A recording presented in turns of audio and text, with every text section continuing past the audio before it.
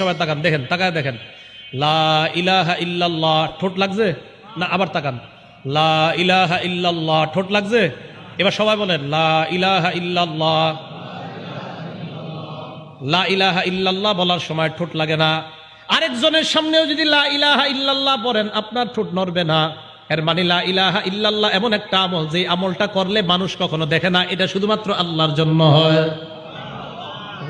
হুজুরের সামনে বসে রয়েছে, আমি আমার দিকে তাকান, দুইজন কথা কইতেছে, এই যে দেখেন,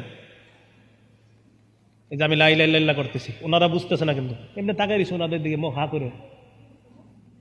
লা ইলাহা ইল্লাল্লাহ চলতেছে। তা লা ইলাহা ইল্লাল্লাহ সামনে যে থাকে সে বুঝতেও পারে না যে আমল চলতেছে। তা লা ইলাহা ইল্লাল্লাহ মানুষকে এটা দেখানো হয় না, এটা আল্লাহর সাথে বান্দার নিবিড় গভীর এক আজীব সম্পর্ক তৈরি হয়। মানে লা ইলাহা ইল্লাল্লাহ বেশি বলা, দেখেন কি এটা কিন্তু আপনারা এতদিন খেয়াল করেন নাই। লা ইলাহা বললে যে ঠোঁট লাগে না, লা ইলাহা ইল্লাল্লাহ ঠোঁট লাগে।